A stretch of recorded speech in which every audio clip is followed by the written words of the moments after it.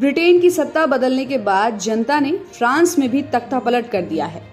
आपको बता दें कि फ्रांस में रविवार को हुए आम चुनावों में राष्ट्रपति इमैनुअल मैक्रों की पार्टी हार गई और आज यानी सोमवार को आए आंकड़ों के मुताबिक कुल 577 सीटों पर वोटिंग हुई थी। इनमें से जो वामपंथी न्यू पॉपुलर फ्रंट गठबंधन है उनको 182 सीटें मिली। वहीं दूसरे नंबर पर इमैनुअल मैक्रों की रेनेसा पार्टी रही। रेनेसा केवल 163 सीटें ही जीत पाई। अब दक्षिणपंथी नेशनल रैली गठबंधन को 143 सीटें मिली और तीनों बड़े दलों में से किसी को भी बहुमत हासिल नहीं हुआ। फ्रांस में बहुमत के लिए 289 सीटें जीतना जरूरी है और किसी भी पार्टी के पास बहुमत नहीं है, तो ऐसे में फ्रांस में गठबंधन की सरकार बनना तय है। वहीं वामपंथी गठबंधन को ज्यादा सीटें मिलने की वजह से राजधानी पेरिस समेत पूरे देश में हिंसा भड़क गई है। नतीजा आने के बाद प्रदर्शनकारी जो प्रोटेस्टर्स हैं वो सड़कों पर उतर आए हैं और हिंसा शुरू कर दी है। तो हिंसा की कई सारी वीडियो सोशल मीडिया पर वायरल हो रही है और वीडियो में प्रदर्शनकारियों को सड़कों पर आग जलाते और उपद्रव करते देखा गया है।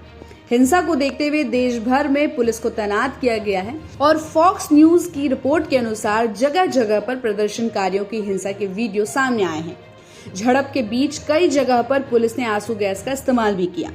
अब अगर इलेक्शन पर आते हैं तो इलेक्शन के परिणाम आने के बाद हार की जिम्मेदारी लेते हुए प्रधानमंत्री गैब्रियल अटल ने इस्तीफे की पेशकश की है। उन्होंने कहा है कि जब तक कोई नया प्रधानमंत्री नहीं बन जाता तब तक वो प्रधानमंत्री बने रहेंगे। गैब्रियल अटल ने कहा कि हमारे पास बहुमत नहीं है, इसलिए मैं अपना इस्तीफा गणराज्य के राष्ट्रपति को सौंप दूंगा। वहीं नतीजों के बाद हिंसा भड़क गई। दक्षिणपंथी नेशनल रैली के लोग सड़क पर आ गए और प्रदर्शन करने लगे।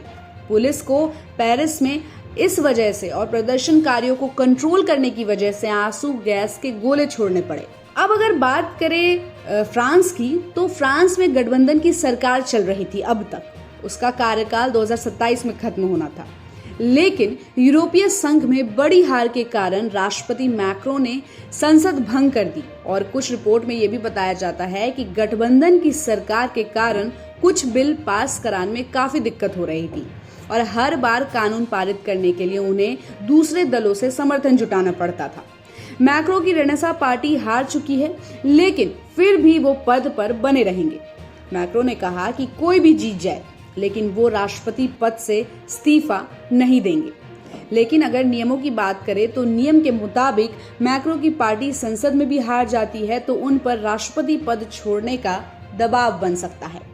अब ऐसे में ब्रिटेन के बाद अगर फ्रांस की बात करें तो फ्रांस में तख्ता पलट तो हो चुका है, लेकिन इसका जो खामियाजा है वो कहीं ना कहीं आम जनता को भुगतना पड़ रहा है, क्योंकि जो देश की आम जनता है, जो फ्रांस की आम जनता है, वो सड़क पर उतर गई है और उपद्रव करने लगी है, जिसमें इसका नुकसान भी आम जनता को ही भुगतना पड़ेगा।